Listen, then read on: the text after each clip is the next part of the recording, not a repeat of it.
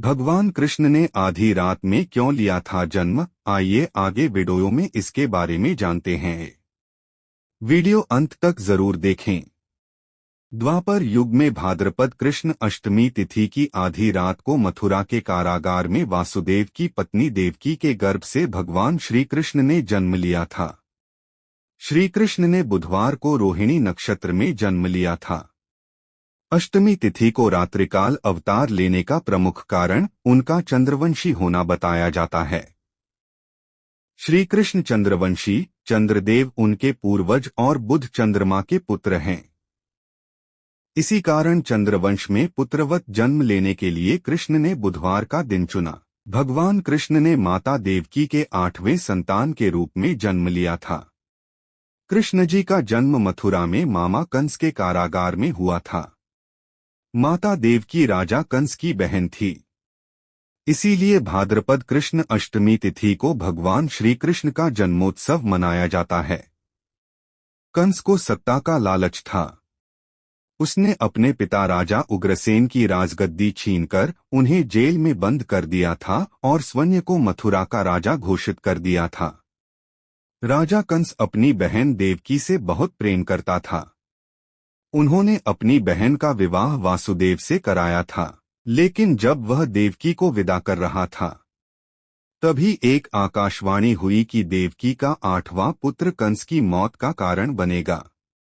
यह सुनकर कंस डर गया। उसने तुरंत अपनी बहन और उनके पति वासुदेव को जेल में बंद कर दिया। उनके आसपास सैनिकों की कड़ी पहरेदारी लगा दी। कंस अपनी मौत के डर से देवकी और वासुदेव की 7 संतानों को मार चुका था। भाद्रपद मास कृष्ण पक्ष की अष्टमी तिथि को रोहिणी नक्षत्र दिन बुधवार की अंधेरी रात में भगवान कृष्ण ने देवकी के 8वें संतान के रूप में जन्म लिया। श्री कृष्ण के जन्म लेते ही कोठरी प्रकाशमय हो गया।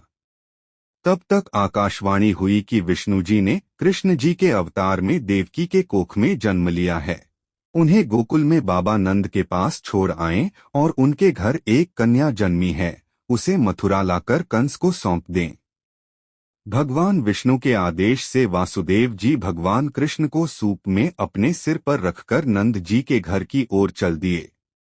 भगवान विष्णु की माया से सभी पहरेदार सो गए। कारागार के दरवाजे खुल गए। आकाशवाणी सुनते ही वासुदेव के हाथों की हथकड़ी खुल गई। वासुदेव जी ने सूप में बाल गोपाल को रखकर सिर पर रख लिया और गोकुल की ओर चल पड़े। वासुदेव भगवान कृष्ण को लेकर नंद जी के यहाँ सकुशल पहुँच गए और वहां से उनकी नवजात कन्या को लेकर वापस आ गए।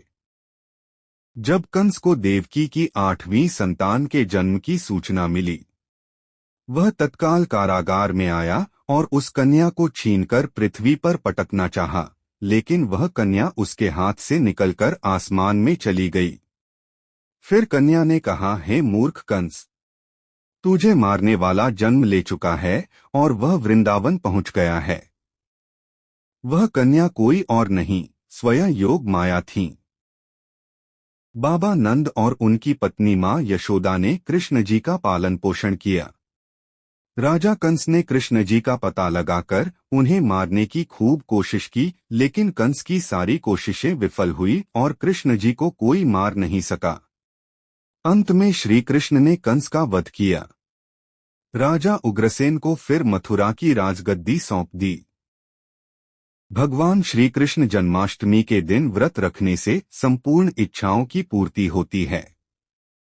इस दिन विधिपूर्वक यशोदा नंदन की पूजा करने से सुख समृद्धि का आशीर्वाद मिलता है।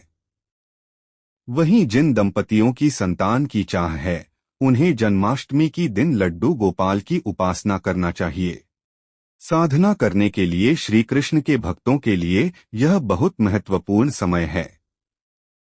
वैसे तो हर जन्माष्टमी शुभ होती है और श्री कृष्ण भक्तों के सारे दुख हर लेते हैं, लेकिन अगर आप विशेष काल और नक्षत्र में भजन कीर्तन के साथ श्री कृष्ण कथा और लीला अमृत का पाठ करते हैं तो इससे भगवान श्री कृष्ण प्रसन्न होंगे।